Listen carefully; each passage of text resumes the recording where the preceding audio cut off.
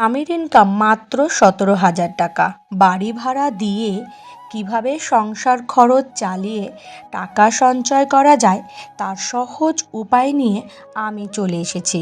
নমস্কার বন্ধুরা, রিমি লাইফস্টাইল চ্যানেলে আমি রিমি প্রতিদিনের মতন আবারও চলে এসেছি নতুন একটা ভিডিও নিয়ে তোমাদের কাছে। আশা করি দূরে কাছে যেখান থেকে ভিডিওটা দেখছো সকলে ভালো আছো, আর তোমাদের ভালোবাসায় আমিও খুব ভালো আছি। বন্ধুরা, আজকের ভিডিওটা আর সকাল থেকে শুরু করলাম না, ভিডিওটা শুরু করলাম এই যে বিকালবেলা থেকেই। বিকালে কিছু কাজ ছিল, বাইরের কাজ, সেগুলোকে মিটিয়ে এসে বাড়িতে চলে এসেই কাজে লেগে পড়েছি অন্যান্য কাজে। তাই আবার এই যে কিছু ফুল গাছও দেখছিলাম, আমার ছোট যা এই ফুল গাছগুলো কিনেছে, বেশ ভালো লাগছে, তাই ও রেখেছে উল্টো পাল্টা করে, তাই আমি এবার একটু সুন্দর করে গুছিয়ে রেখে আমার কাজে লেগে পড়লাম। এসেছি এই পুকুর পাড় থেকে কাঠ নিয়ে ছাদের দিকে যাব। এখন বিকেল পড়ে গেছে, তাই একটু ভাবছি হাতে সময় আছে, এই কাজটাকে এগিয়ে রাখি। টিউশনি পড়তে আসতে অনেক দেরি আছে, ভাবছি যখন একটু সময় আছে তাহলে গুছিয়েই ফেলাই। এই যে কাঠগুলোকে যে এখানে রাখতে, ওখান থেকে এখানে রাখছি, কারণ ওখানে না রোদ্দুরটা ভালো পড়ে না, কাঠগুলো তেমনভাবে শুকায় না, তার জন্য এখানে রেখে দিচ্ছি। অল্প অল্প করে আনছি, যখন সময় পাই তখন আমি আনি, আর অন্য যখন কেউ সময় পায় তখন সে আনে। এই যে দেখো কাঠগুলোকে পায়রা ঘরের উপর থেকে সুন্দর করে রেখে দিচ্ছি, যাতে একটু একটু শুকোবে, নিয়ে রান্না করা যাবে। আর নিচে থাকলে না রান্না করতে হবে, বারবার আনতে হবে, তার থেকে একেবারে কাঠ ছাদেই থাক, কাঠ এখানেই শুকিয়ে যাবে। যাই হোক, এবার একটু এই কাঠগুলো তাড়াতাড়ি করে গুছিয়ে ফেলি, তারপরে আবার নিচের দিকে যেতে হবে, তো টিউশনি পড়তে আসবে। মোটামুটি কোনো কাজ পড়ে থাকলে সেগুলোকে তাড়াতাড়ি করে নেওয়াটাই ভালো। এই যে নিচে এসে ২০ টাকার কিছু জিনিস কিনেছিলাম, সেটাও তোমাদের সাথে একটু শেয়ার করি। এই দেখো বন্ধুরা, সমস্ত কিছু ২০ টাকা, বেশ ভালো লাগছে, কিন্তু কম দামে পেয়েছি তাই নিয়েছি। মানে ৬টা জিনিস নিয়েছি, ১২০ টাকার মধ্যে হয়ে গেছে। দেখো, যাই হোক, তোমাদের সাথে শেয়ার করবো না তা কখনো হয়। যাই, এদিকে আমার ছাত্রী দুটো ফুল দিয়েছে, তাই সেই ফুল দুটোকে সাজিয়ে নিয়ে আজকের মেন ভিডিওটা, অর্থাৎ টাইটেল ও থাম্বনেল অনুযায়ী তোমাদের সাথে কি বলবো সেটা শুরু করব। এই সুন্দর সুন্দর ফুলগুলো দেখলে কিন্তু মনটা একেবারে জুড়িয়ে যায়। যাই হোক, এই ফুলগুলো রেখে এবার ভিডিওর টাইটেল আর থাম্বনেল অনুযায়ী তোমাদের সাথে কিছু কথা শেয়ার করব। এই যে দেখো বন্ধুরা, আমাকে একটা দিদিভাই কমেন্ট করেছিল, আমার ১৭,০০০ টাকা ইনকাম, সংসারে বাড়ি ভাড়া দিতে হয় তার ৪ জনের পরিবার, কিভাবে চালাবো, তুমি একটু বাজেটের লিস্ট করে দাও, তাহলে সেই মতন চালালে যদি ভালো হয় তাহলে সেটা খুব ভালো হয়। তাই দিদিভাইয়ের অনুরোধেই আজকের এই ভিডিওটা করা। এই যে আমি ভিডিও শুরুতে প্রথমে সঞ্চয়ের জন্য ২,০০০ টাকা রেখেছি, মুদি বাজারের জন্য ৬,০০০ টাকা, আর জ্বালানিতে রেখেছি ১,০০০ টাকা, অর্থাৎ গ্যাসে, আর নেট খরচ হিসাবে রেখেছি ৪০০ টাকা, আর তোমার চিকিৎসা খরচের জন্য রেখেছি ১,০০০ টাকা, আর যাতায়াত ভাড়া রয়েছে ৬০০ টাকা, ছেলে মেয়েদের পড়াশোনার জন্য অর্থাৎ বই খাতা সমস্ত কিছুর জন্য রেখেছি ১,০০০ টাকা। এবার এখান থেকে কেউ টিউশন ফিটাও বের করে নিতে পারো। আর বাজারের জন্য রেখে ১,০০০ টাকা, অর্থাৎ এটা হচ্ছে মাছ, মাংস, ডিম, সবজি, এই সমস্ত কিছু বাজারের জন্য রেখেছি। একটু পরিমাণ মতন কেনাকাটি করাটাই ভালো, যেহেতু বাজেয়াপ্ত আয় খুবই কম, সেই জন্য এই যে মোটামুটি একটা লিস্ট তৈরি করেছি। আর বাড়ি ভাড়া হচ্ছে ৪,০০০ টাকা ওনার, সেই অনুযায়ী এই লিস্টটা আমি তৈরি করেছি। যেহেতু একান্ত তার অনুরোধে এই ভিডিওটা করা, সেহেতু তার বাড়ি ভাড়া ৪,০০০, সেই হিসেব ধরে আমি মোট খরচ হয়েছে আমার ১৭,০০০ টাকা। এই ১৭,০০০ টাকা কিন্তু আয়, এখানে আমি কোনো এক্সট্রা যে আয় সেটা কিছুতেই বার করতে পারলাম না, কারণ এখন জিনিসের খুবই দাম বেড়ে গেছে। দেখো, দেখতেই পাচ্ছ ১৭,০০০ টাকা আয়ে, ১৭,০০০ টাকায় খরচ, একটু সঞ্চয় সহ, যেটা হচ্ছে কি ২,০০০ টাকা। এই ২,০০০ টাকাই সঞ্চয় করতে হবে তাকে, আর বেশি টাকা সঞ্চয় করা সম্ভব নয়, কারণ এখনকার দিনে সমস্ত কিছু দামই বেড়ে গেছে। তাও আমি একটা মানে সাধারণ নমুনা প্রকাশ করলাম, তো হলো বাড়ি ভাড়া সহ একটা খরচের হিসেব।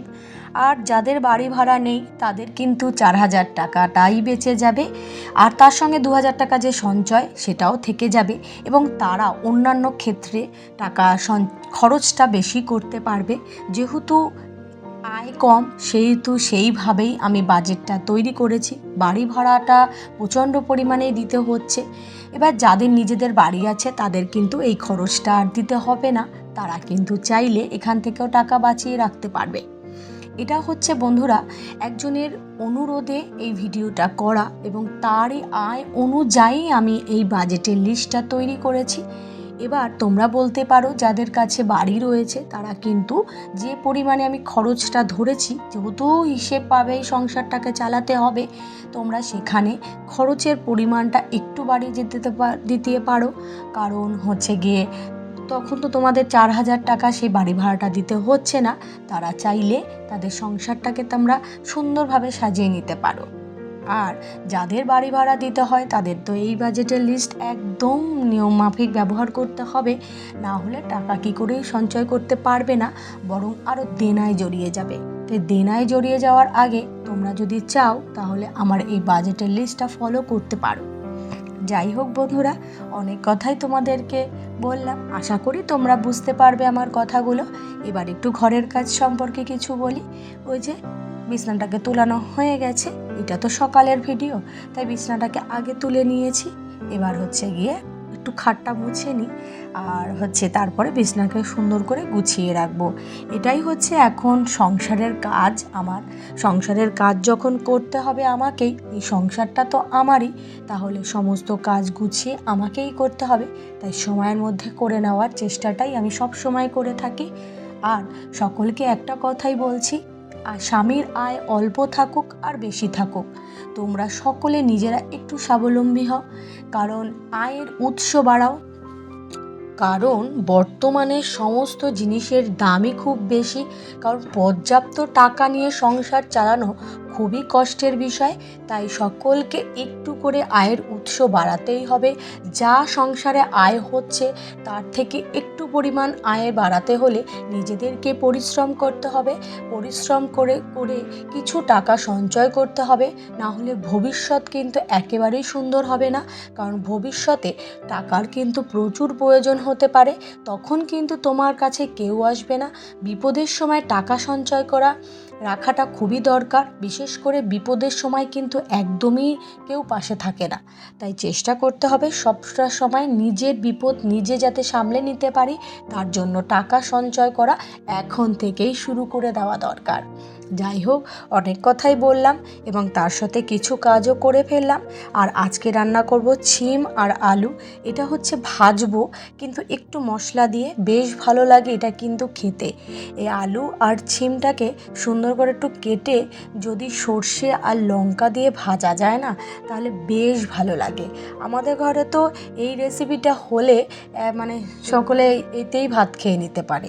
যাই হোক, বেশি পরিমাণে তো আর করা যায় না, কারণ অল্প পরিমাণে করলেই কিন্তু জিনিসটা ভালো হয়।